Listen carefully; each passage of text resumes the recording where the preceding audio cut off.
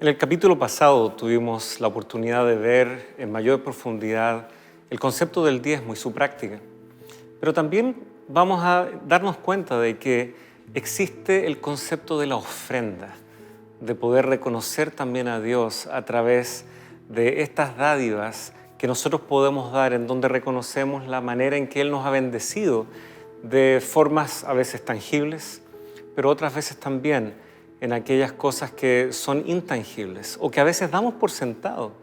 El mismo don de la vida, el hecho de estar con salud, el hecho de haber tenido una semana en donde pudimos ver la mano de Dios. Muchas veces se nos pasa por la mente, ¿cómo puedo retribuir a Dios por todo lo bueno que Él nos ha dado? Y vamos a descubrir que las ofrendas son también la respuesta de Dios para aquello. Quédese con nosotros en este nuevo y fascinante estudio en Lecciones de la Biblia.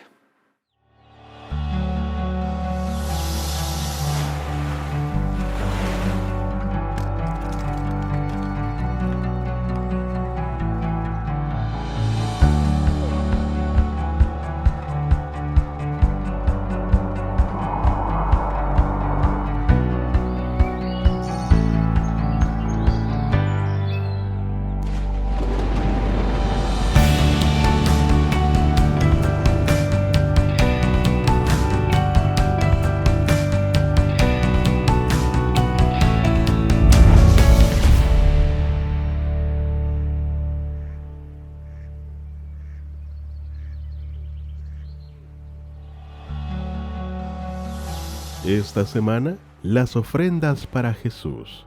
¿Qué pagaré al Señor por todos sus beneficios hacia mí? Levantaré la copa de la salvación e invocaré el nombre del Señor. Ahora cumpliré mis votos al Señor ante todo su pueblo. Salmos, capítulo 116, versículos 12 al 14.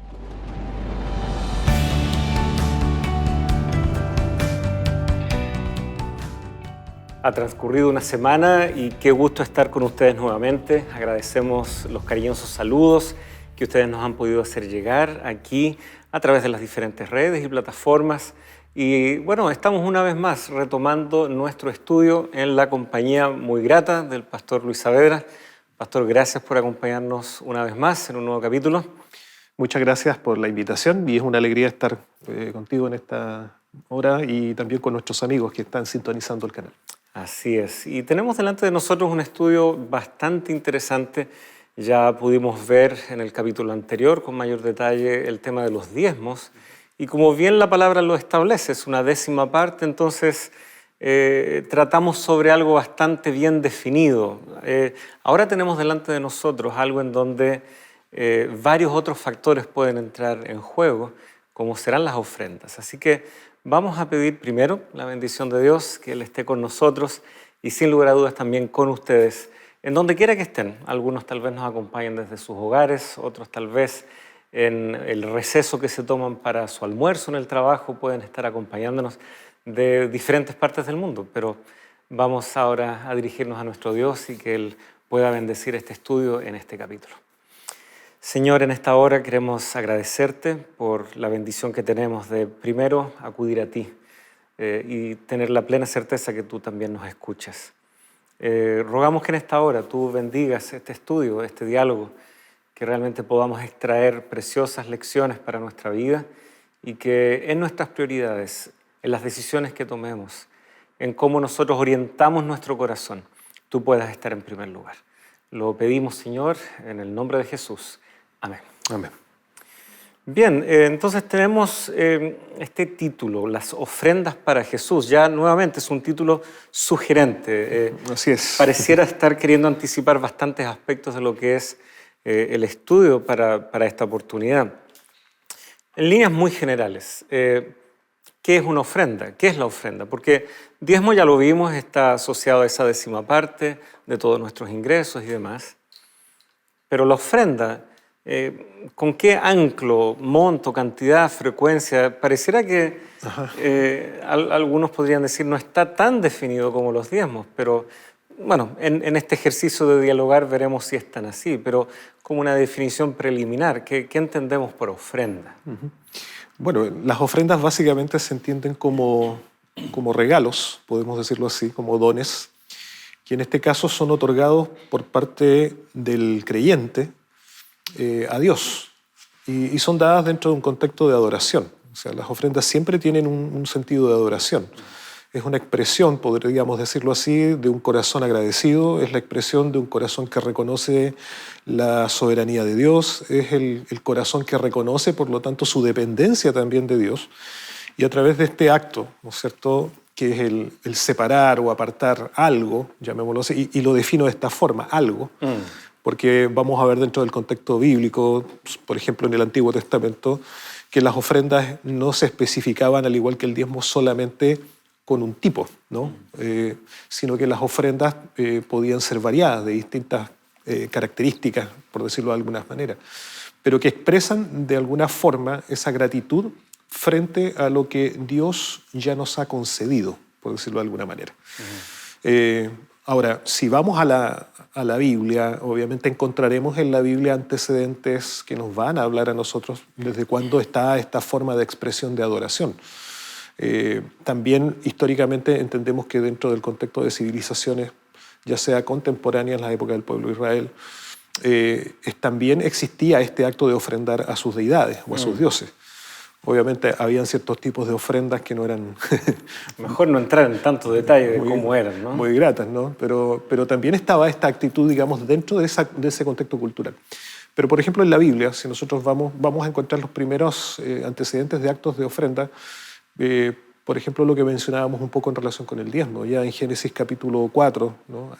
Tenemos allí la especificación de estos dos tipos de ofrendantes. Y como nos damos cuenta allí, Caín y Abel van a la presencia de Dios presentando dos tipos de ofrenda. Tal vez podemos leer ese texto así como una forma introductoria de poder comprender un poquito esta acción. Dice, Génesis capítulo 4, dice, versículo 3, dice, pasado un tiempo, Caín trajo del fruto de la tierra una ofrenda a Jehová. Y luego dice, y Abel también trajo de los primogénitos de sus ovejas y las grasas de ellos, y miró Jehová con agrado a Abel y a su ofrenda, pero no miró con agrado a Caín ni a su ofrenda, por lo cual Caín se enojó en gran manera y decayó su semblante. Aquí tú te das cuenta ya que inmediatamente, aun cuando entendemos, ¿no?, y podemos ver detrás actitudes distintas frente a una misma acción, porque ambos van a la presencia de Dios a ofrendar, sin embargo nos damos cuenta que las ofrendas que se presentan son distintas. En el caso de Caín, estaba llevando lo que era el fruto de su trabajo de la tierra, ¿no? Y en el caso de Abel, estaba llevando también del fruto del trabajo a lo que él se dedicaba, que era ser un pastor, ¿no?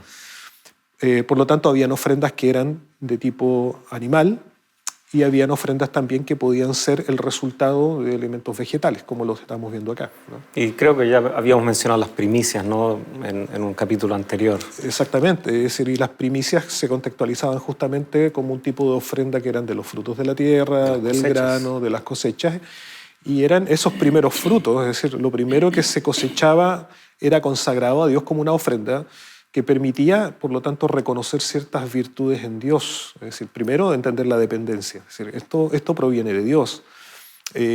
No es el resultado de mi esfuerzo únicamente, ni tampoco es el resultado de la tierra misma.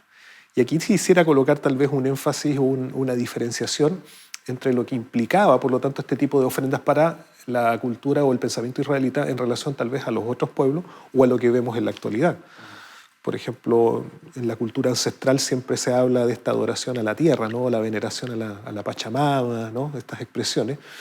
Y prácticamente, claro, es decir, se agradece a la tierra por el fruto, se agradece a la tierra por la buena cosecha, pero sin embargo en el contexto israelita no era un reconocimiento a la tierra, sino que era un reconocimiento al Dios de la tierra, al dueño de la tierra, que bendecía, justamente al Creador, que bendecía el esfuerzo, el trabajo de sus hijos al trabajar la tierra y hacer producir la tierra. Por lo tanto, las primicias eran ese reconocimiento para Dios. Era, digamos, el reconocer que Dios es el sustentador, que Dios es el dador y que todo lo que el hombre hace finalmente no prospera a menos que tenga esa bendición divina, ¿sí? Y por lo tanto era el fruto de la bendición que Dios otorgaba a sus hijos, por decirlo de alguna manera. Así que ahí ya vemos un tipo de ofrenda.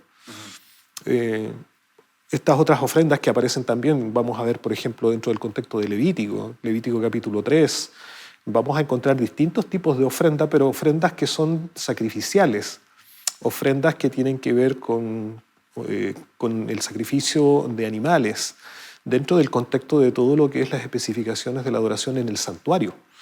Y claro, y entendemos bíblicamente que estas ofrendas sacrificiales o cruentas se relacionan también tipológicamente con lo que es el sacrificio de Cristo. Ahora, y aquí es donde yo quisiera tal vez colocar este otro énfasis importante. Por ejemplo, en el caso de las ofrendas sacrificiales, el primer ofrendante es Dios. Es decir, no eran ofrendas que el penitente ofrecía por sí mismo a Dios, sino que nosotros debemos entender que el sacrificio o la ofrenda sacrificial es algo que Dios promete y otorga por medio de lo que sería finalmente la muerte de Jesucristo. Entonces, la respuesta a estas ofrendas sacrificiales, por ejemplo, lo que el pecador llevaba, más bien era una ofrenda que manifestaba la disposición a aceptar ese sacrificio ya ofrecido, en este caso por Dios, en favor de él.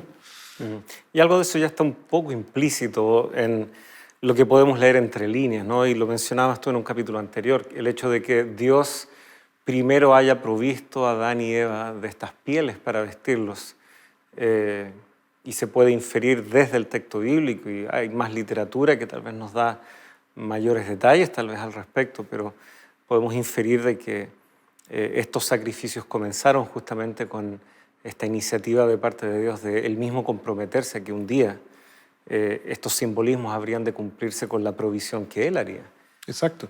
Entonces, mira, si te das cuenta de decir, todo proviene de Dios finalmente, y la ofrenda es un reconocimiento a esa majestad, a esa autoridad, al poder de Dios, a la bendición de Dios, y es una respuesta de adoración. Ahora, lo interesante también en las ofrendas es que nosotros nos damos cuenta que las ofrendas podían también variar el tipo de ofrenda dependiendo de quién entregaba esa ofrenda. Porque, por ejemplo, en el caso de un príncipe de Israel, la ofrenda podía ser un becerro, podía ser un sacerdote también ofrecer un becerro por su pecado. Pero una persona sencilla, tal vez una persona más humilde dentro del contexto del pueblo, que no tendría esa capacidad adquisitiva de comprar o de tener, ¿no es cierto?, un animal de esa envergadura, no quedaba exento de ofrendar también. Podía ofrendar y podía hacerlo tal vez con algún tipo de avecilla, palomino, un animal más sencillo. Recordemos el caso, por ejemplo, cuando Jesús nace y los padres van al templo y ofrecen esta ofrenda por el nacimiento de Jesucristo.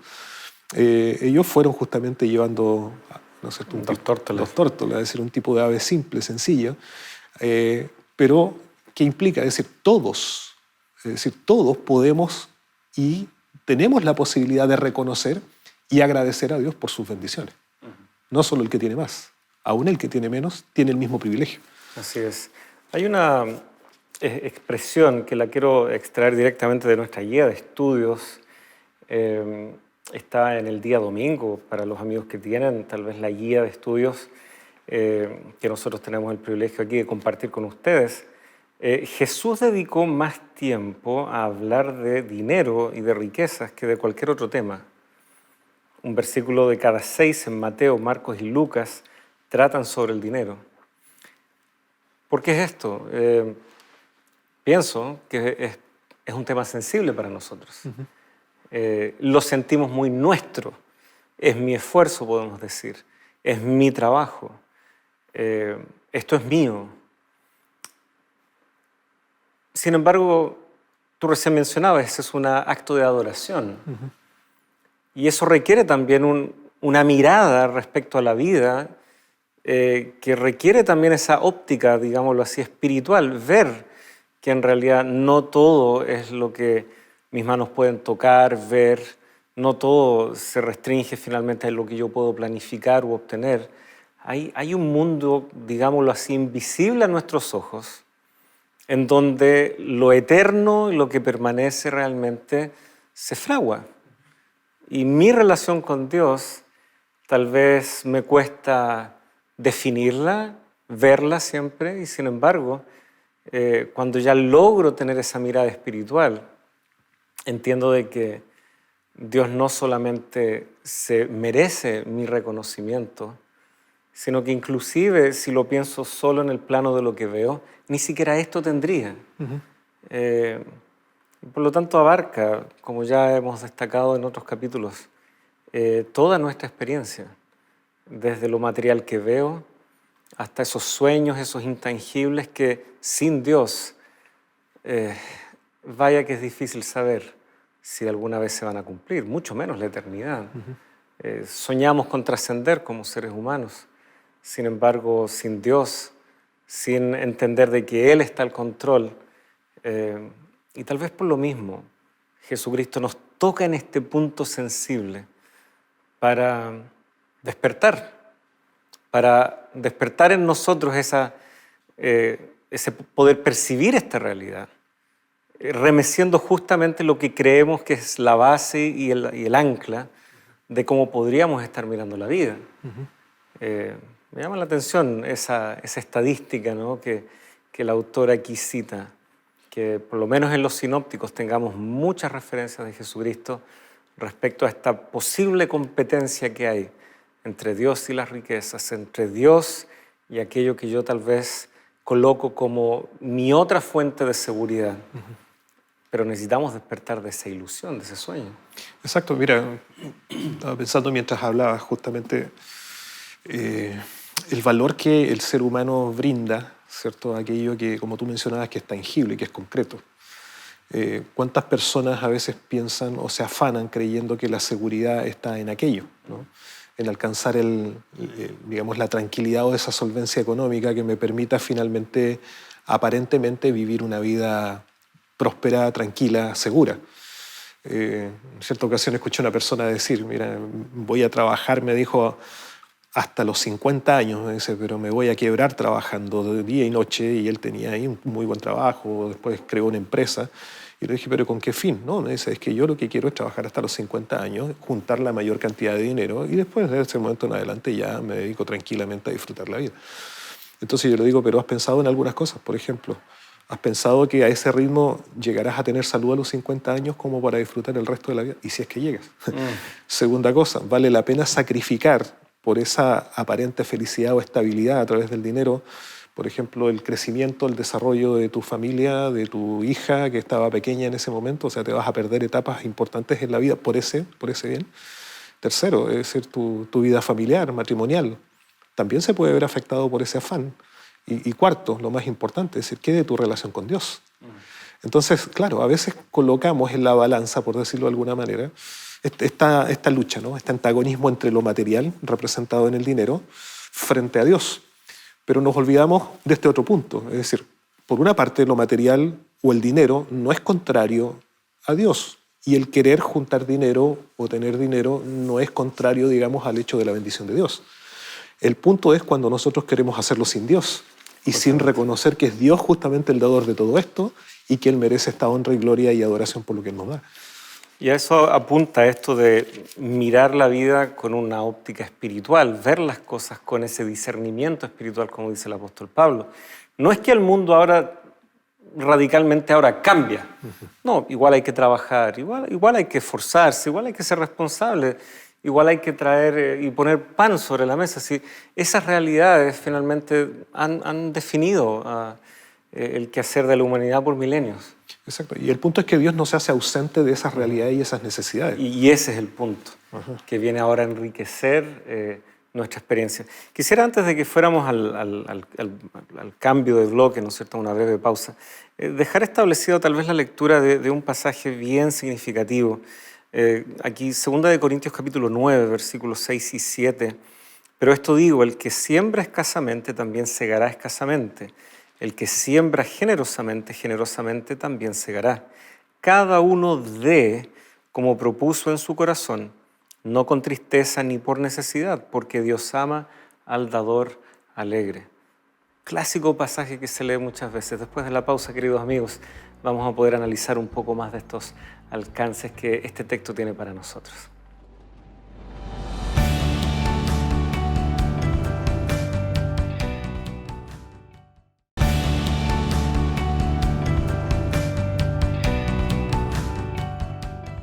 Gracias por continuar con nosotros. Es grato ya regresar y continuar con la idea que habíamos dejado justamente al leer 2 Corintios 9, 6 y 7.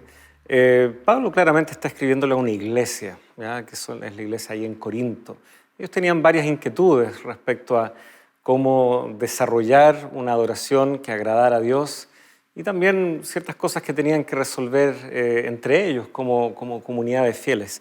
Y uno de esos aspectos que se entremezcla, creo yo, con su vida cotidiana, como también su reunión de adoración y cómo poder ordenarse entre ellos, era justamente esto, las ofrendas, cómo proceder respecto a esto. Y me parece que hay varios principios que pueden tal vez conectar con algunos que hemos planteado, pero también puede seguir abriendo este tema. ¿Qué encontramos aquí en este pasaje respecto tal vez de algo que ya se ha tocado como es la motivación para ofrendar justamente aquí? Sí, mira, el texto comienza tal vez ahí en el versículo 7, nos dice así: cada uno dé como propuso en su corazón. Por lo tanto, en la ofrenda es innegable que hay un elemento que es el aspecto de la voluntad. Es decir, la ofrenda obedece a una cuestión de decisión, por decirlo de alguna manera. Ya que Pablo está hablando como propuso en su corazón. Nosotros entendemos que el corazón, desde el punto de vista bíblico, es nuestra mente. Y en la mente está justamente el asiento de lo que son nuestras decisiones, nuestra voluntad. Entonces estamos hablando en un contexto donde la ofrenda debe ser algo que surja voluntariamente, no impositivamente. El otro punto que menciona acá el texto dice: cada uno dé como propuso en su corazón, no con tristeza, no por obligación, ¿no? Es decir, también debe ser una expresión de gozo. Es decir, estamos hablando de una cuestión que tiene que ser alegre, feliz, no con dolor, no con tristeza, no con sufrimiento. Porque hay muchos momentos en los cuales a veces el ser humano siente dolor de desprenderse de algo y pareciera ser que lo material es lo que más nos duele, ¿no? A veces es fácil, no sé, regalar una fruta, a veces es fácil regalar... o regalar lo que nos sobra, o regalar lo que ya no necesitamos, lo que de alguna manera ya hemos dado por... Claro, por desuso, ¿no? Sí. Claro, perfectamente, una ropa ya nos quedó chica o ya está más desgastada y ya no la voy a usar, pero todavía a alguien le puede servir, decimos, ¿no? Y lo dejamos ahí. Pero no, es decir, aquí la Biblia habla de que nosotros en el contexto de la ofrenda debemos dar algo que sea también, ¿no es cierto?, con alegría, con gozo. Fíjate también que dice aquí el texto y menciona un poco, generosamente menciona antes, ¿no? El que siembra escasamente, escasamente segará, y el que siembra generosamente, generosamente segará. Es decir, está hablando también en un sentido de ser desprendido, de poder ofrendar, digamos, no con mezquindad. Y obviamente que eso obedece también a un corazón que expresa gratitud, ¿no? Un corazón que reconoce finalmente las bondades, un corazón que ve la bondad de Dios, la bendición de Dios. Y dice aquí el texto, dice: de cada uno como propuso en su corazón, no con tristeza, no por obligación, porque Dios ama ¿a quién? Al dador alegre. Entonces fíjate, es decir, tiene que ser voluntaria, tiene que ser una ofrenda alegre, es decir, con gozo, reconociendo la dádiva de Dios, las bendiciones de Dios. Tiene que ser una ofrenda también generosa, porque Dios también es generoso. O sea, entendamos que la ofrenda es una respuesta frente a la generosidad de Dios. La gran generosidad de Dios y la gran bendición de Dios primero nace en la salvación que nos ha entregado. O sea, si nosotros pensamos un poco en eso, ¿cuánto fue lo que Dios dio a través de su Hijo? O sea, Dios no fue mezquino, Dios vació el cielo en Cristo. Es decir, todas las riquezas del cielo en Jesucristo. Exacto. Por lo tanto, Dios dio el todo y naturalmente que nuestra respuesta también debe ser de un corazón dispuesto a darlo en el todo. Ahora, sí debemos entender también que en este acto de bondad o digamos de generosidad que nosotros podemos expresar hacia Dios, no debemos entender que la ofrenda es como estar pagando un favor a Dios. ¿Ah? Como alguien puede pensar por ahí, tengo que estar devolviendo a Dios o pagándole a Dios por su generosidad. No, porque incluso así, lo que nosotros podamos entregar como ofrenda jamás podrá en alguna medida llegar a igualarse a lo que Dios ya nos ha dado en Cristo y lo que Dios permanentemente nos sigue ofrendando y dando, por decirlo de alguna manera, en sus muchas bendiciones integralmente en nuestra vida. Entonces, aquí hay principios que son muy importantes en este texto y que transversalmente, como tú has dicho, se reflejan también a través de la Biblia, tanto en el Antiguo como en el Nuevo Testamento. Entonces, y si esto lo comparamos un poco en relación al diezmo, aunque suene un poco dura la expresión, la voy a volver a usar y ya la usamos anteriormente cuando hablamos del diezmo, pero el diezmo tiene un sentido de obligatoriedad. Dios determinó como un mandato, Dios determinó un porcentaje establecido al cual nosotros no podemos, entre comillas, restar, porque tenemos que dar lo que Dios ha pedido que se dé en ese caso. Dejaría de ser diezmo por definición. Exactamente. Si doy menos, ya no es una décima parte. O sea, partamos por ahí, que es el nivel más mínimo de comprensión al respecto, ¿no? Exacto. Y tanto el diezmo como la ofrenda son una expresión de adoración. Pero en este caso, el diezmo es el reflejo de una obediencia a un mandato divino y es la expresión de nuestra fidelidad.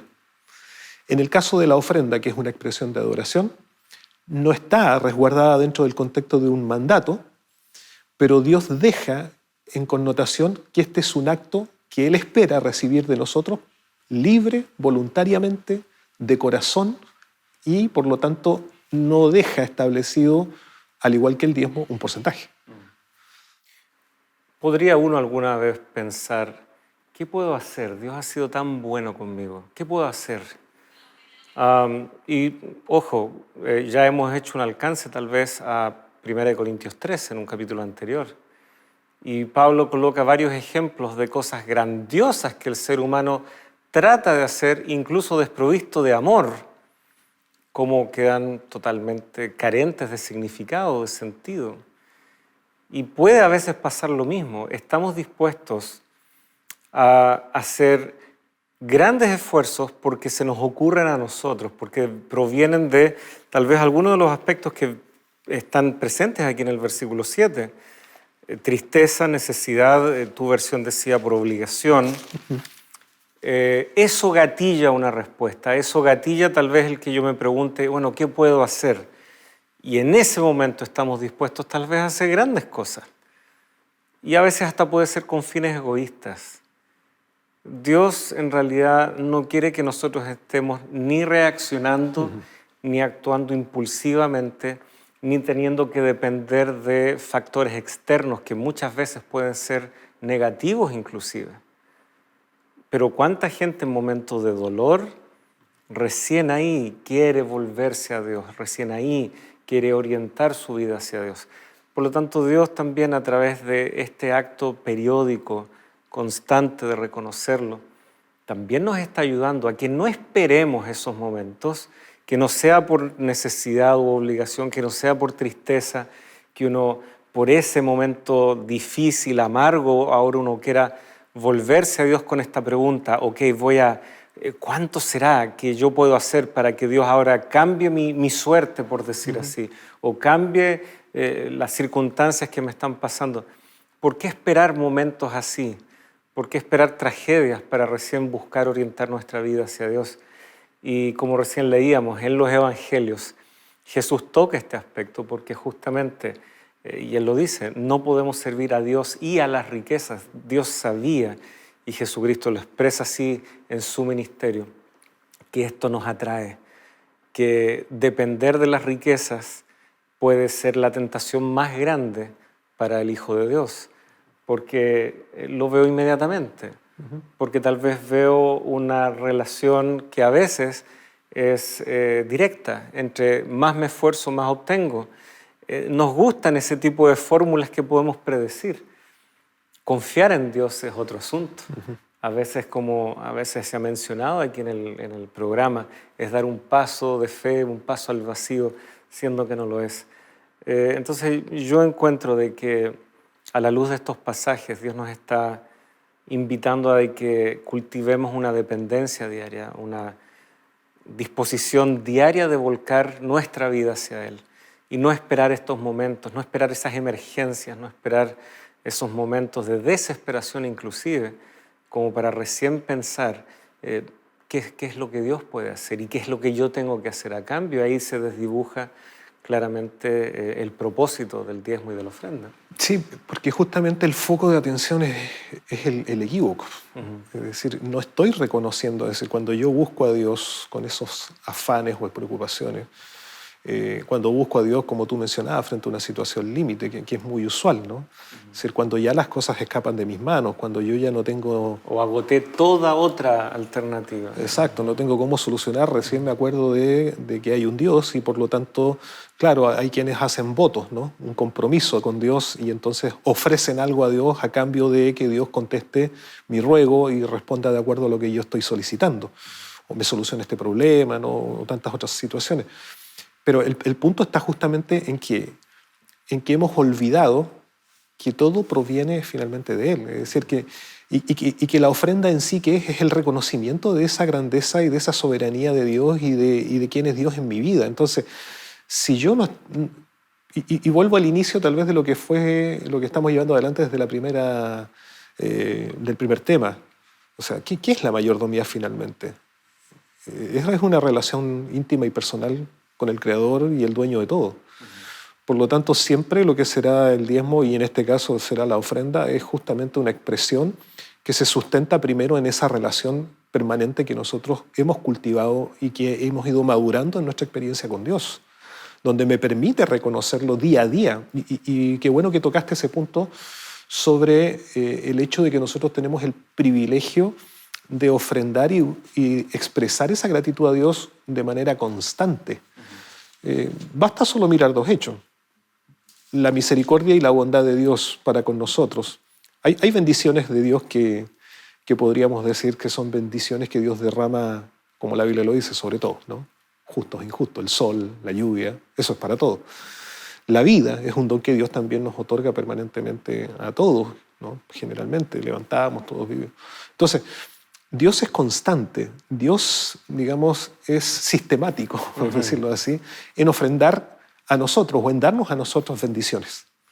¿Y por qué nosotros no hemos de ser, por lo tanto, también sistemáticos en ofrendar a Dios, permanentes en ofrendar a Dios frente a todas esas bendiciones que siempre Él nos da, y no solamente materiales? Y eso nos lleva a un siguiente aspecto, tal vez, de la ofrenda. ¿Con qué regularidad? ¿Con qué periodicidad? Nosotros hoy recibimos un sueldo mensual y por lo tanto, bueno, hay lugares en el mundo en donde el sueldo es semanal y eso nos da, ¿no es cierto?, ya una cierta periodicidad en cuanto a nuestros ingresos y si pensamos en el diezmo en particular, ya tenemos mes a mes o en esos otros casos semana a semana una instancia donde apartamos aquello que le pertenece a Dios. Pero de las ofrendas pareciera que no tenemos una indicación así de clara que resuene tal vez con nuestra realidad actual, porque las orientaciones que tenemos en la Biblia tienen que ver tal vez con ciertas fiestas religiosas que tenía el pueblo judío. Pablo también orienta a la iglesia cristiana de que ellos aparten cada semana, y él habla de que aparten el primer día de cada semana. ¿Cómo podríamos nosotros tomar estos principios que están en la Escritura y ver ahora una práctica que es compatible con nuestra economía, con el tema de que recibimos un sueldo y que no todos necesariamente vivimos de la tierra o del ganado, etcétera? ¿Cuáles son algunos de los principios que tenemos en la Escritura en este sentido? Bueno, mira, por una parte, por ejemplo, si vamos al Antiguo Testamento, las ofrendas eran regulares. O sea, si tú te das cuenta, las ofrendas sacrificiales, solo en el contexto del santuario, ofrendas sacrificiales eran diarias. Sacrificio matutino, sacrificio vespertino. En el caso de las cosechas, las ofrendas también se relacionan con esos periodos. Es decir, no había una abstención de decir, no, en este periodo de cosecha no hay ofrenda. O sea, siempre el pueblo llevaba ofrenda cuando venía la cosecha. Estamos hablando de un pueblo agrario, ¿no es cierto? Trabaja la tierra, un pueblo pastoril. Por lo tanto, ellos llevaban permanentemente también esas ofrendas a Dios en reconocimiento. Entonces hay un elemento de continuidad, de permanencia, digamos, en el tiempo, no sujeto a motivaciones circunstanciales o sentimentales, sino que ellos lo hacían también obedeciendo a este acto de reconocer permanente a Dios por su bondad. Hay un texto que está en Deuteronomio 16, versículo 17, si no me equivoco. ¿16? 16, ¿sí? A ver, sí, 16. Dice 17, perdón. Dice, cada uno presente sus ofrendas conforme a la bendición que Jehová tu Dios te haya dado. Y mira, aquí dice, cada uno dé su ofrenda conforme a la bendición que Jehová te haya dado. Entonces, aquí está el principio importante de ¿qué? De la regularidad. O sea, la bendición de Dios se manifiesta constantemente y se manifiesta en muchos aspectos de la vida. O sea, a veces nosotros reducimos solamente la ofrenda como una expresión por la bendición material. Pero ¿acaso un año más de vida no es una bendición? ¿Acaso el tener la salud con la familia no es una bendición? ¿Acaso el mismo hecho de tener el sustento no es una bendición constante de Dios? Entonces, nuestra propia salvación, nuestra vida espiritual, ¿no es una gran bendición de Dios? Entonces, si son bendiciones constantes, esa expresión de adoración debe ser constante. Y bueno, el versículo 16 también, ¿no? Introduce 3 veces cada año aparecerá todo varón tuyo delante de Jehová. Y hay estas fiestas solemnes que se mencionan allí, los panes sin levadura, la fiesta solemne de las semanas y la de los tabernáculos, 3 instancias. Y dice, y ninguno se presentará delante de Jehová con las manos vacías. Exacto. Alguien querría tal vez leer esto como, pobre que aparezcan con las manos vacías. No. Dios habrá bendecido a tal punto que nadie llegará con las manos vacías. Y ahí conecta con el versículo que tú has leído. Cada uno podrá entonces ofrendar conforme a esa bendición. Qué lindo es ver, ¿no? Ese principio que tal vez se extrae. Nosotros ahora no tenemos esas fiestas solemnes como las tenía el pueblo de Israel. Y sin embargo tenemos un culto que rendimos a Dios en el día que Él ha señalado. Nos congregamos como comunidad de creyentes sábado en la iglesia y muchos toman, ¿no es cierto?, ese ritmo, esa periodicidad como para ir expresando gratitud por una semana más, por respuestas de oraciones, por la intervención milagrosa, providencial de Dios. Queridos amigos, vamos a seguir explorando esto tan significativo como es reconocer la bondad, la misericordia, las bendiciones de Dios y cómo se expresan a través de las ofrendas. Vamos a una breve pausa y regresamos aquí en Lecciones de la Biblia.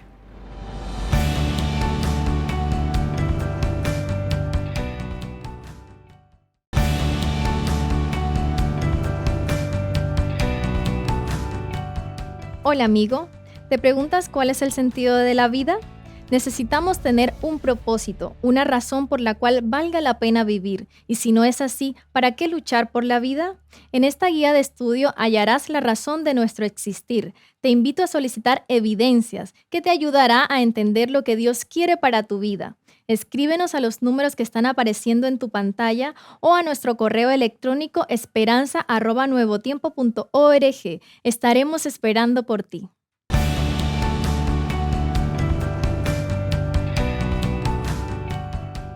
Gracias por permanecer junto a nosotros. Estamos de regreso para continuar en nuestro estudio, en nuestro diálogo, aquí junto a ustedes respecto a las ofrendas, nuestra oportunidad de reconocer, de agradecer, de proclamar que Dios ha sido bueno semana a semana, como recién veíamos antes de ir a la pausa.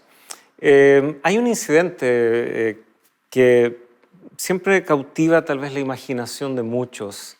Es una escena bastante dramática, también bastante tierna, diría yo, respecto a esa mirada de Jesucristo a quienes al parecer nadie los toma en cuenta, los marginados en la época de él.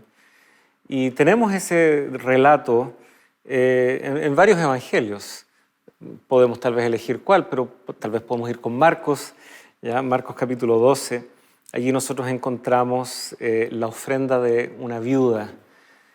Y qué hermoso ver esto, porque tú recién mencionabas hace un momento atrás que no todas las ofrendas son iguales. Alguien puede y debiera ofrecer proporcional a su rol a la bendición de Dios, o un becerro en la antigüedad, o palominos, o algo intermedio, tal vez como un cordero o un macho cabrío, etc. Y alguien diría, bueno, el becerro se nota, ¿verdad? Es grande, hay que llevarlo, todo el mundo se da cuenta. ¿será que alguien se da cuenta de mi pequeña ofrenda? Que con esfuerzo tal vez, pero es tan poquito. Y sin embargo en este relato vemos, ¿no?, que nada pasa desapercibido para Dios. Exacto. Mira, en Marcos capítulo 3, 12, versículo 41, dice: estando Jesús sentado delante del arca de la ofrenda, miraba cómo el pueblo echaba dinero en el arca y muchos ricos echaban mucho, dice. Y luego dice: y vino una viuda pobre y echó 2 blancas, o sea, un cuadrante.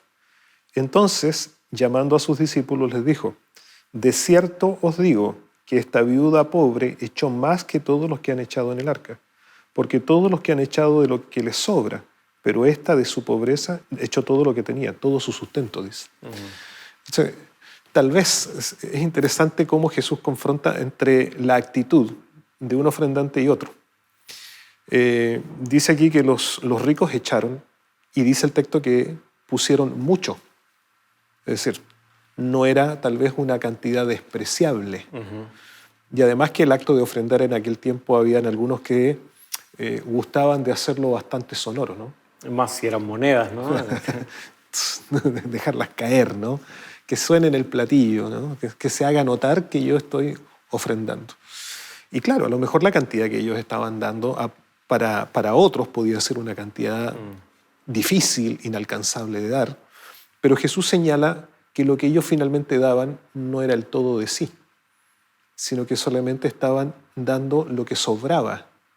Es decir, eso mucho, que para alguien podía ser mucho, en realidad en la práctica para este rico, era insignificante, era la nada, por decirlo de alguna manera.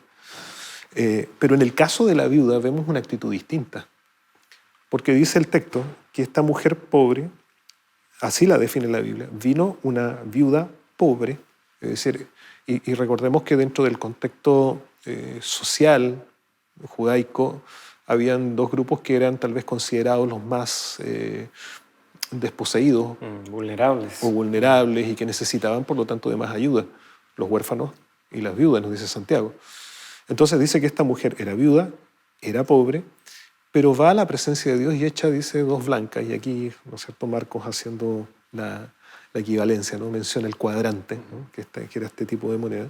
Entonces dice que Jesús pone la atención en este acto. ¿Por qué? Porque la mujer, aún siendo pobre, aún siendo viuda, sin embargo, estuvo dispuesto a echar el todo. Es decir, todo lo que ella tenía, no lo que le sobraba, sino que su actitud de devoción hacia Dios era en el sentido de dar lo que ella, el todo lo que ella poseía, entregarlo al Señor. Y mira, Jesús no dejó pasar por alto ese incidente. Es decir, Jesús no puso los ojos en el rico y alabó la actitud del rico por haber dado esa gran cantidad, sino que alabó la actitud de una mujer sencilla que a lo mejor en cantidad dio menos, pero que su corazón reflejó una disposición distinta de adoración al otro. Entonces, tal vez esto tenemos que entenderlo ante los ojos de Dios, ¿no? Cómo Dios mira. Es decir, si bien es cierto, nuestras ofrendas pueden ser una linda expresión, ¿no?, de un acto de reconocimiento hacia Dios, si no van acompañadas de un acto de sinceridad, de verdadero amor hacia Dios, ¿no?, de una verdadera expresión de gratitud hacia Dios, porque la ofrenda finalmente es eso, sino que hay otros intereses detrás, ¿no?, un corazón egoísta, vanaglorioso, orgulloso, ¿no?, que finalmente no está reconociendo a Dios a través de ese acto.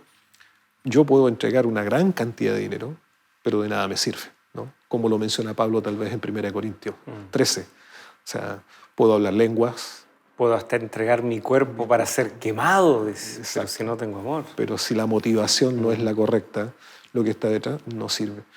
Y ante los ojos de Dios tiene que haber una concordancia entre la motivación y lo que nosotros llevamos hasta su presencia. Y tal vez podría uno pensar, era tan poco lo que la viuda llevaba, ¿qué diferencia hacía? Sí, tal vez para la contabilidad, para el balance final de ese día, evidentemente, y ya que no todos podían estar atentos, quién daba qué, era un lugar central donde todo era acopiado. Sí, humanamente hablando, era poco el monto y es interesante que se nos diga cuánto era, porque sí, era poco. Pero eso no fue un impedimento para que la mujer dijera, es tan poco que no marca ninguna diferencia, así que no voy a ir. Comparado con los demás, no, esto es algo entre nosotros y Dios y tiene valor porque expresa nuestra gratitud. No tiene que ver con cuánto es, sino lo que está representando, y es el reconocimiento que incluso una viuda pobre puede ver que ella sí goza de la bendición de Dios. Mira, y quiero tomar lo que mencionaste, es decir, es una expresión de nuestra relación con Dios, es una cuestión entre Dios y el creyente, o en este caso el ofrendante y Dios. Por lo tanto, debe estar lejos de nuestro corazón y de nuestra actitud o nuestra disposición el querer ofrendar para ser visto por los hombres, el querer ofrendar para caer grato o bien a los demás, para encontrar el reconocimiento en los otros. No, es decir, esto es una actitud de adoración hacia Dios, donde yo reconozco a Dios como el Señor de mi vida, como mi sustentador, como quien me ha bendecido, y por lo tanto ahora yo a través de este acto personal e íntimo también reconozco esto delante de Dios. Y no olvidar que Dios también conoce en profundidad nuestros corazones. Así es. Hay otro relato que en nuestra guía de estudios aparece y me parece también muy significativo. Hechos capítulo 10, tenemos aquí a Cornelio. Todo indicaría que el relato que acabamos de ver en los evangelios es que esta era una viuda del pueblo de Israel, ¿no es cierto? Hay judía. Cornelio, sin embargo, es un centurión romano. Él no está, ¿no es cierto?, en Jerusalén apostado, al contrario, él está en Cesarea. Y sin embargo, el versículo 2 de este capítulo 10 lo define como piadoso y temeroso de Dios. Y él, ¿no es cierto?, vive una vida, como se dice aquí, piadosa. Ser un temeroso de Dios es una categoría bien interesante que vemos en el Nuevo Testamento, de justamente gente que no es judía, pero ve en el judaísmo una riqueza espiritual que no está encontrando en el paganismo y se acercan y van a las sinagogas y muchos de ellos, de hecho, aportaban y ayudaban incluso a construir una sinagoga. Lucas 7 nos habla de otro centurión que hasta edificó una sinagoga para los judíos. Eso también tiene valor.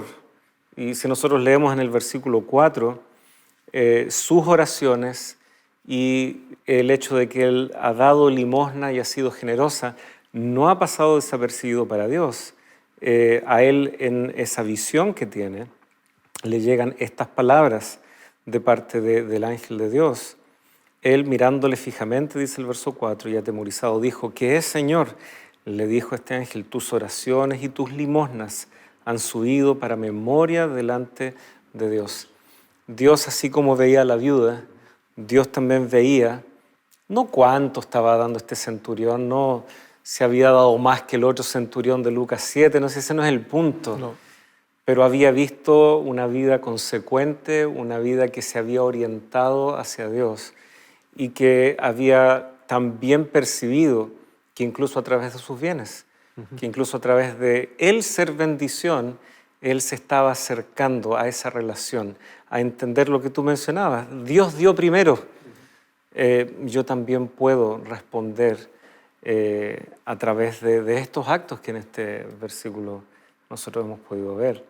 Y el relato es fascinante, ¿no? Porque sus oraciones son contestadas y Pedro llega, les predica el Evangelio y es una de las primeras, tal vez, uno de los primeros resultados del Evangelio en el mundo gentil. Sí, y tal vez aquí podemos desprender algo interesante de esto. Es decir, el acto de ofrendar no es un acto de adoración exclusivo para un pueblo en particular. O sea, Dios está dispuesto, está abierto a recepcionar la adoración de quien en temor, en reverencia, le reconoce como su Dios y quiere expresar esa adoración. Y de hecho, en el Antiguo Testamento vemos lo mismo también, es decir, el propósito de Dios al establecer el templo sería casa de adoración tanto para el judío como para el extranjero. Y aquel que quisiera adorar a Dios, él recibiría su adoración también. Por lo tanto, Dios no se cierra a uno en particular. Dios es abierto a recibir ese reconocimiento y ver la sinceridad de quien le busca para darle la mayor bendición también. Porque en este contexto, finalmente, ¿cuál es la mayor bendición que Cornelio recibe posteriormente? Es el hecho de que Dios reconoce esa sinceridad, esa búsqueda espiritual. Y Dios le entrega a Cornelio ahora esta otra bendición, que es el Evangelio a través de la predicación de Pedro en su propia casa. No, y se ve que la influencia de Cornelio a través de sus limosnas, del trato con quienes lo rodeaban, tuvo también sus frutos, porque no fue solo él quien recibió el Evangelio, sino todo este círculo al cual él ayudaba, con el cual él también compartía ese temor de Jehová, esa experiencia espiritual que él ya estaba desarrollando. Vemos que en su casa había mucha gente también reunida en ese momento cuando Pedro viene, ¿no es cierto? Y a través de esa visión que Dios también le da a Pedro, cómo se juntan, ¿no es cierto? Estos dos hombres, cómo Dios logra juntarlos, ¿no es cierto? Para manifestar esto tan significativo. Estamos llegando ya a un momento en el cual es bueno ser desafiados por la palabra de Dios y que estos conceptos también se traduzcan en decisiones que debemos tomar nosotros, pero también nuestros amigos. Quisiera, tal vez en este momento ya final, ¿no?, poder dirigirme entonces a quienes están acompañándonos desde sus casas en este programa. Y quiero compartir con ustedes un texto que está en 1 de Crónicas, capítulo 29, versículo 14. Un reconocimiento maravilloso de David, en un instante también donde se está ofrendando. David tuvo el privilegio de reunir los materiales necesarios para construir ese templo que finalmente Salomón habría de llevar adelante. Y él dice así: porque ¿quién soy yo y quién es este mi pueblo para que pudiéramos ofrecer voluntariamente cosas semejantes? Pues todo es tuyo y de lo recibido de tu mano te damos. Dios nos invita cada día a que podamos reconocerlo como el Señor de nuestra vida. Y el acto de ofrendar es el privilegio que nosotros tenemos justamente de decirle al Señor cuánto le amamos y también de agradecerle por las muchas bendiciones que día a día y permanentemente Él nos da. Sobre todo la bendición de la salvación, y que juntamente con ello trae muchas otras bendiciones que llenan nuestro ser. Como dice David, ¿no?, ¿quién soy yo y quién es mi pueblo? Pero de lo que tú nos das, Señor, de eso te entregamos. Y yo quiero invitarte en esta hora a que tú también puedas tomar esa misma decisión. Reconoce a Dios como tu Señor y agradécele a través del acto de ofrendar día a día por esas grandes bendiciones que Él siempre te da. Oremos en este momento a nuestro Dios. Padre Celestial, hemos estudiado este tema maravilloso, interesante, profundo acerca de las ofrendas. Un acto tan significativo de adoración que nos recuerda que tú eres el primer adorador, que tú eres el primero en ofrendar, porque tú entregaste a tu propio Hijo, la ofrenda más perfecta, para que viniera a esta tierra a morir por nosotros los pecadores. En respuesta a ese amor, en respuesta, Señor, al reconocimiento de que tú eres nuestro Dios, nuestro Señor, también tenemos la disposición y el deseo de ofrendar como expresión de esa gratitud por tu bondad, por tu misericordia, por quién eres tú, Señor, para nosotros. Bendice a cada uno de nuestros amigos que en este momento están y que cada uno de ellos en su corazón también puedan anhelar y desear adorarte y honrarte como así tú también lo deseas. Lo pedimos todo y lo agradecemos en el nombre de Jesús. Amén. Amén. Pastor Luis, muchas gracias. Gracias por la Ha invitación. sido un estudio muy fascinante, muy profundo. Y queridos amigos, quedan cordialmente invitados para nuestro próximo capítulo aquí en Lecciones de la Biblia.